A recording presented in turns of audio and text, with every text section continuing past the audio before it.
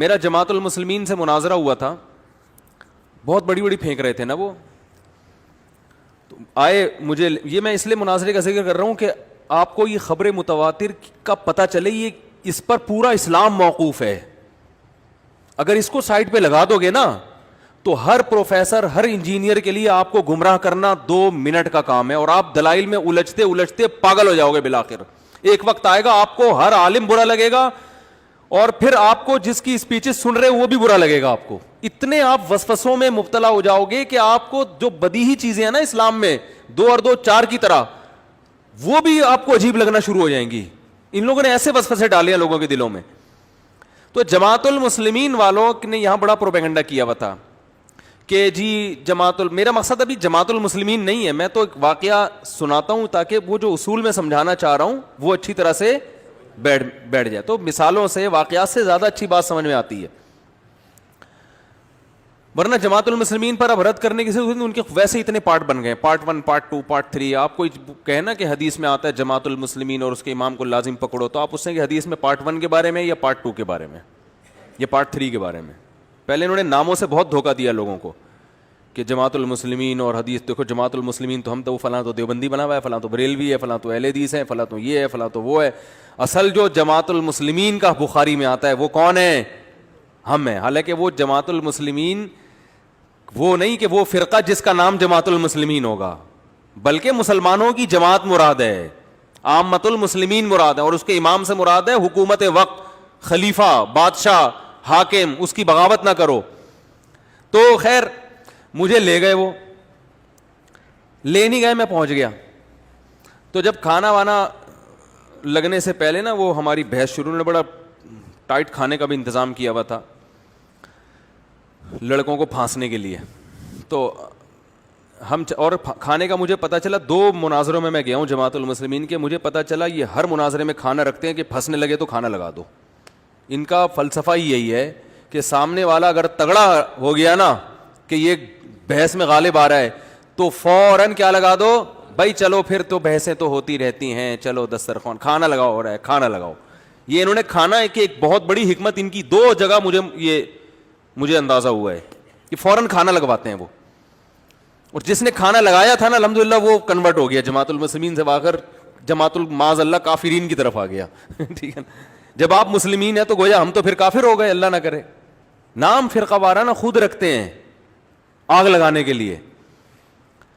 تو مجھے جماعت المسلمین والے نے کہا, پتہ نہیں کیا کیا اعتراضات امام حنیفہ پہ کرنے لگے نا. امام حنیفہ نے کہا ہے کہ نجاست اگر جو ہے وہ 1 درہم سے کم ہو. امام حنیفہ کا قول یہ ہے کہ اگر 2-4 قطرے ہلکے پھلکی سی نجاست کپڑوں پہ لگی ہو تو نماز ہو جائے گی. ٹھیک ہے نا, اگر وہ 1 درہم کے برابر, ہتھیلی کی گہرائی کے برابر لگی ہو تو پھر نماز نہیں ہوتی. تو انہوں نے کہا یہ قرآن یہ کہاں سے نکالا ہے انہوں نے, یہ مسئلہ کہاں سے نکالا؟ مجھے اس کی دلیل معلوم تھی, لیکن میں دلیل سے جواب دیتا, پھر ایک اور سوال ہو جاتا, پھر جواب دیتا, پھر ایک اور سوال ہو جاتا, پھر جواب دیتا, ایک اور سوال ہو جاتا.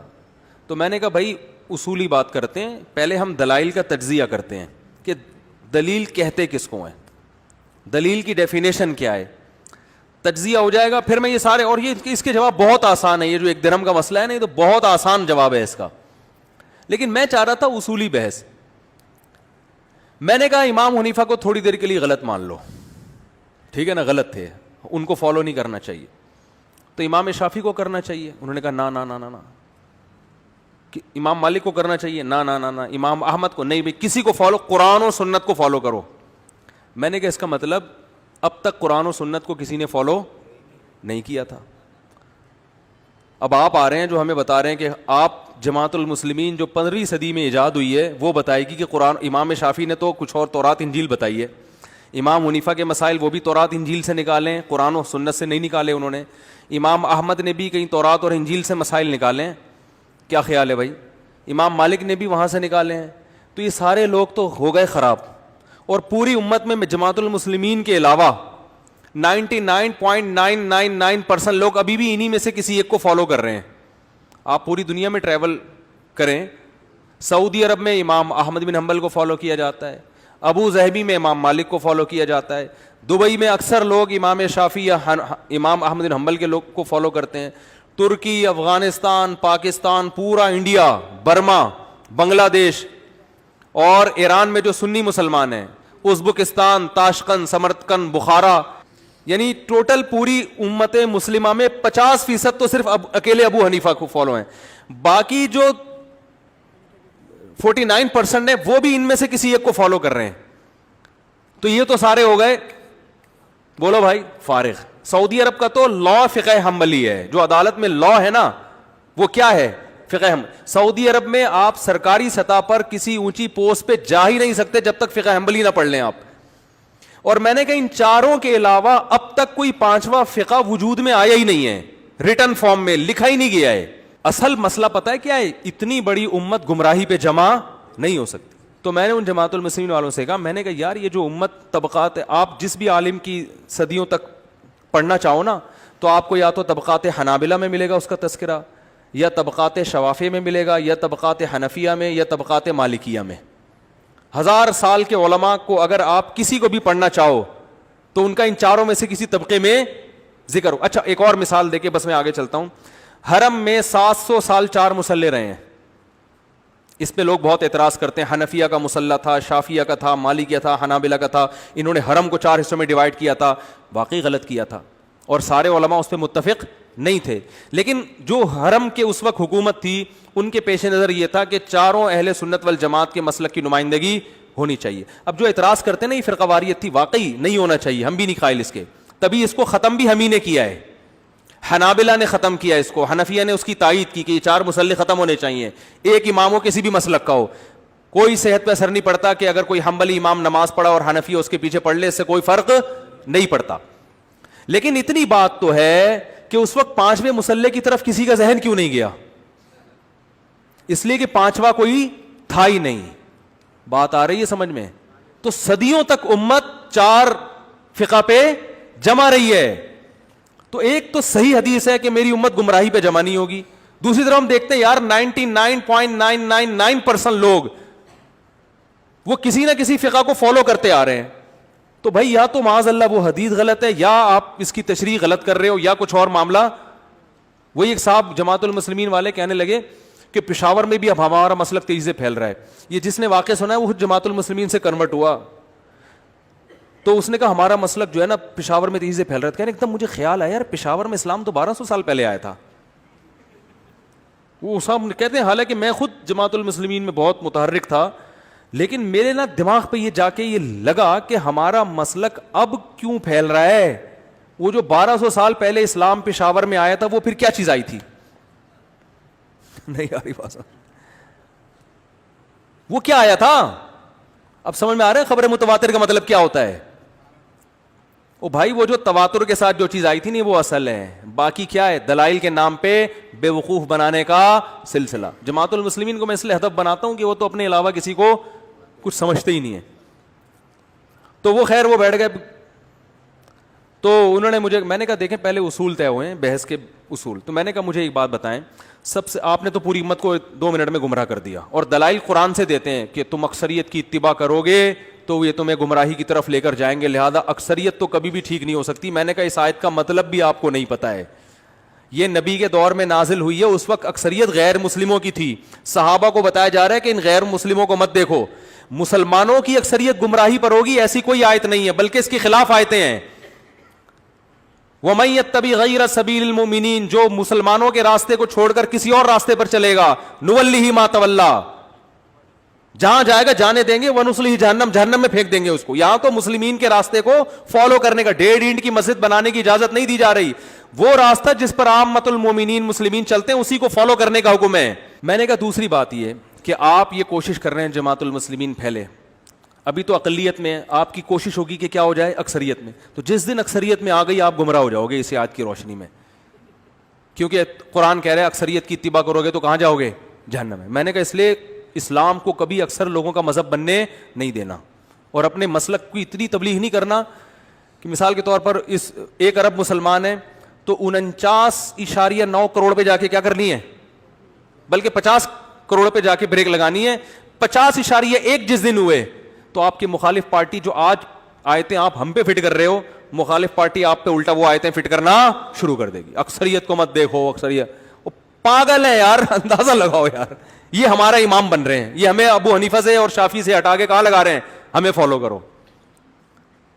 اچھا خیر, پھر میں نے ان سے کہا, میں نے کہا دیکھو بھائی سارے تو ہو گئے خراب, آپ جماعت المسلمین جو 1975-77 میں کیماڑی میں جس کی بنیاد رکھی گئی, حقیقت ہے کیماڑی میں بنیاد رکھی گئی ہے جہاں تک میری معلومات, وہ ہو گئے قرآن و سنت کے فالو کرنے والے, ہم تو ہو گئے بیکار.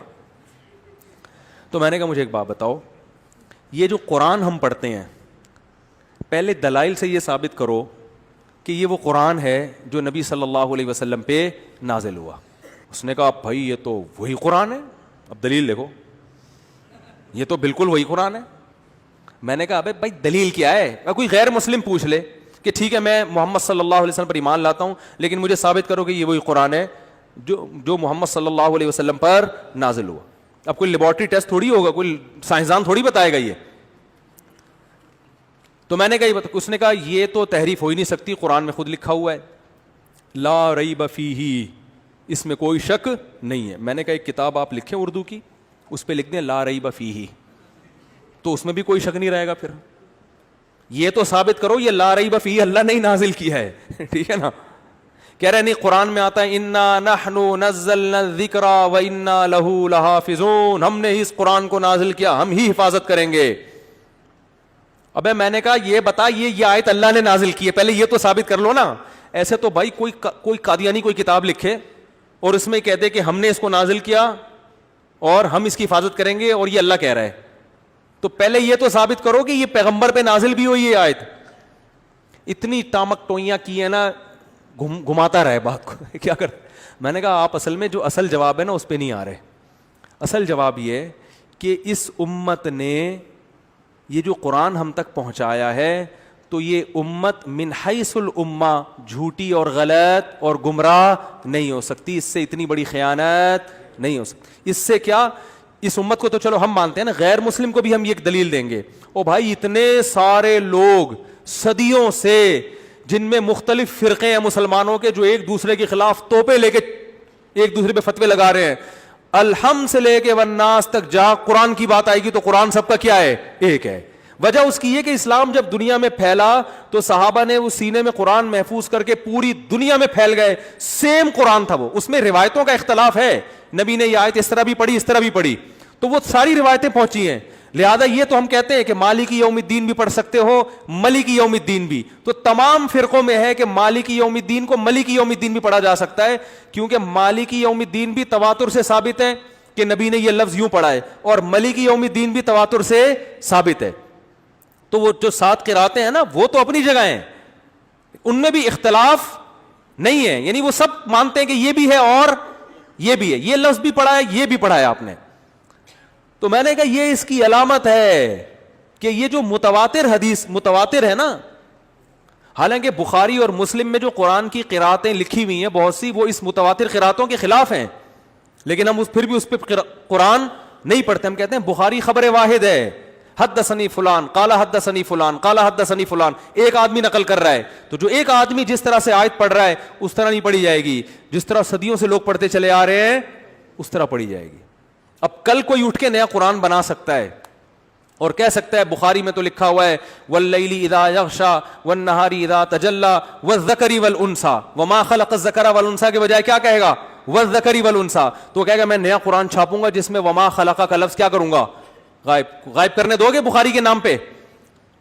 بولو گے بھائی یہ بھی نبی نے پڑھا ہے وما خلق الذکر والانثی, بخاری میں لکھا ہے مانتے ہیں, لیکن جو سینہ بسینہ چلا آ رہا ہے نا وہ وما خلق الذکر والانثی ہے. لہذا بخاری کے مقابلے میں اس متواتر کو ترجیح دی جائے گی جو صدیوں سے چلا آ رہا ہے. آپ کی ریسرچ آپ اپنے ساتھ لے جا سکتے ہیں, بہت آسان ہے بات سمجھانا. ٹھیک ہے نا, آپ تنگ آ گئے ہوں گے نا سن کے. تو خیر میں نے اس سے کہا وہ ٹامک ٹوئی ہی مارتا رہا ہے بیچارہ, وہ آیا ہی نہیں کم بخت, پھر کھانا لگا دیا. کھانا لگاؤ, کھانا کھانے تھوڑی آئے ہم یہاں پہ یار. لیکن اس کے بعد دوبارہ محلے میں الحمدللہ آئی نہیں.